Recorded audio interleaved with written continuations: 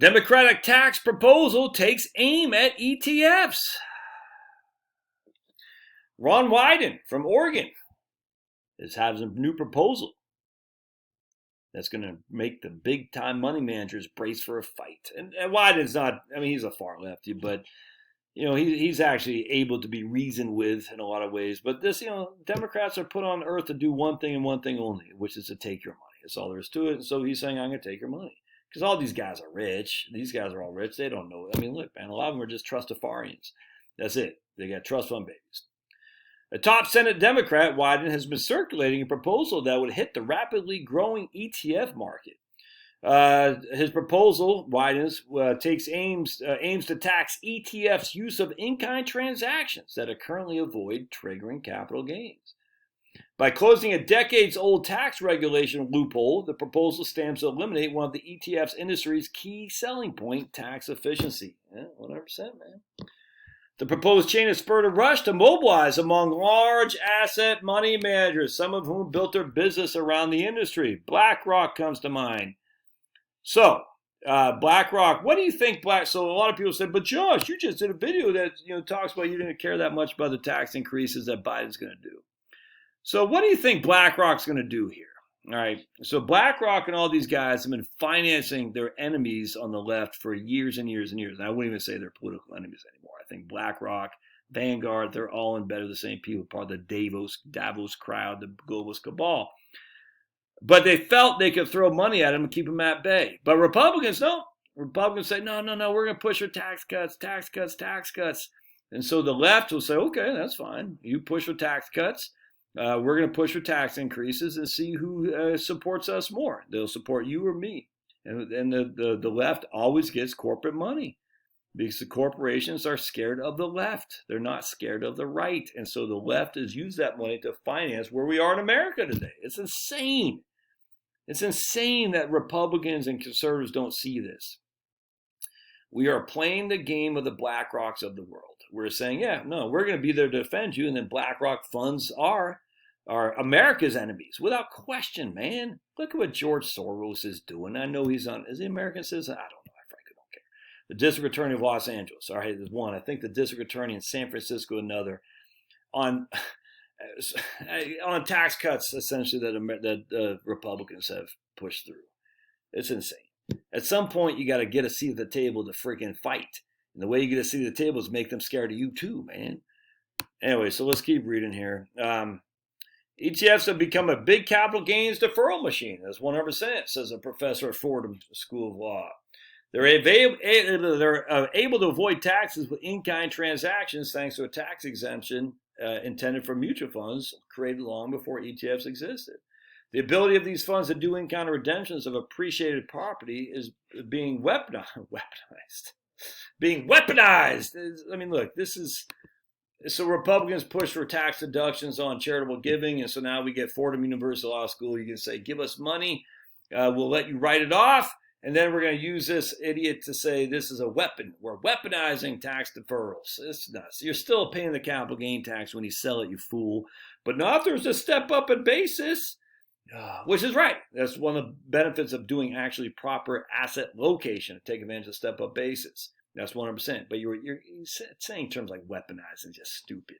So what the Republicans going to do, I just saw an ad right now. They're going to say, tell Nancy Pelosi not to vote, or whoever our senator, Raphael Warnock, not to vote for Nancy Pelosi's liberal Green New Deal. It's like, okay, great. You're putting it freaking advertisers on TV. It's just the whole thing. It's just one big money machine, man.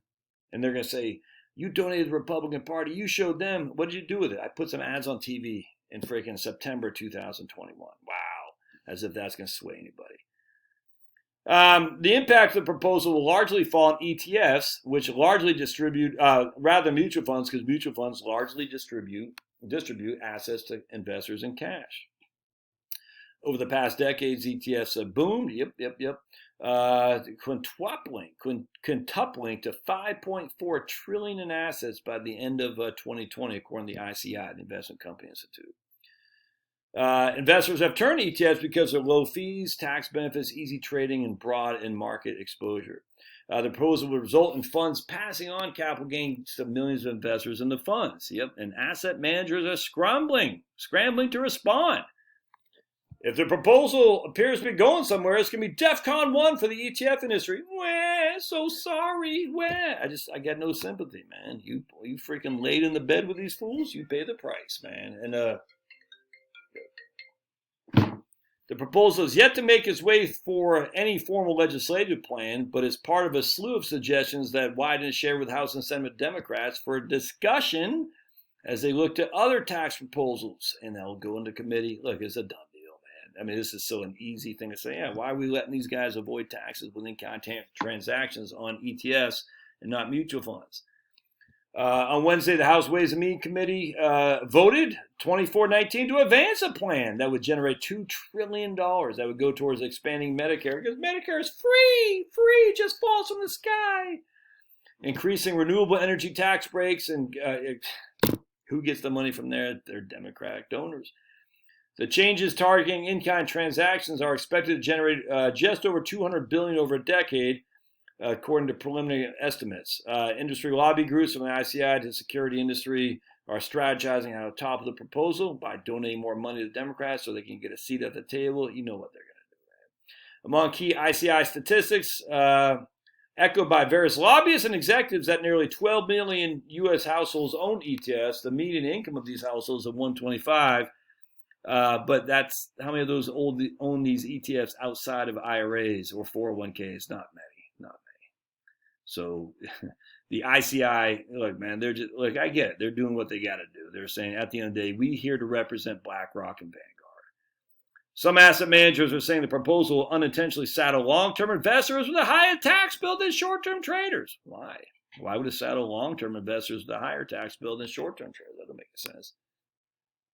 BlackRock says we're concerned about policies that would raise costs. Are you, BlackRock?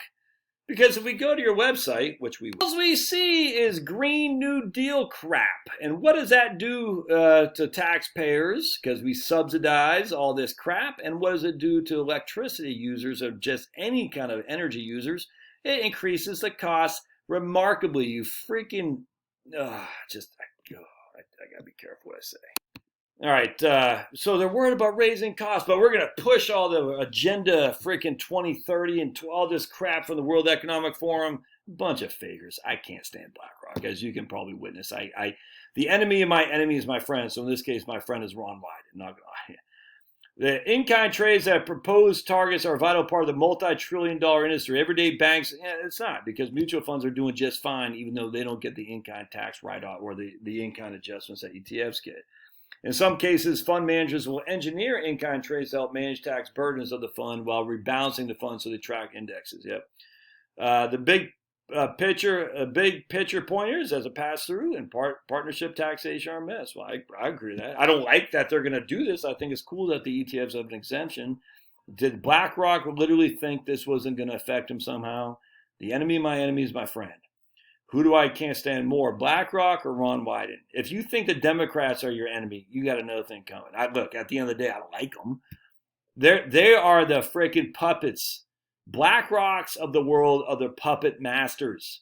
The media, the Democrats don't control the media. The media controls the Democrats. And who controls the media? The BlackRocks of the world, my friends. Get it through your heads. Not the Democrats. That's the false dichotomy. It's not the Communist Party of China. It's a globalist. A spokesman for Wyden said the proposed rule would affect those that invest in ETFs through taxable brokerages account. Yeah, while those in tax shelter won't be affected 100%. Invesco, they strongly disagree with the premise. The big picture point, Wyden says that the pass-through and partnerships are a mess. As a Senate Democrats, I've met a number of loopholes that would be an important part of our conversation. Vanguard declined to comment. 100%. All right. So at the end of the day, you got to do what you got to do, but you're going to pay more taxes because you voted for the Democrats. That's just all there is to it, man. But if you think the Democrats are the issue, you don't know what you're talking about. It's not the Democrats. The Democrats just do what their the globalist cabal says. And the globalist cabal says, hey, we're worried about this, but hey, at the end of the day, we're going to pay more because the big thing isn't the taxation. The big thing is the Green New Deal. that's where they're going for. So it's going to happen. But should you change anything? No, man. Capital gains are still better than ordinary income. Qualified dividends are still better than ordinary income on your taxable brokerage accounts. All there is to it. Don't trade a lot. Don't get short-term gains. You buy the ETF, the VTI, and just sit there back. And you pay a little bit of capital gains. You pay a little bit of income. Just like a mutual fund, no big deal. It's just not that big of a deal. But everyone's going to panic because they want to have create this false dichotomy of them versus us. We're the good guys. They're the bad guys. And it's just all fake. All right. So love to hear your thoughts. We'll see you.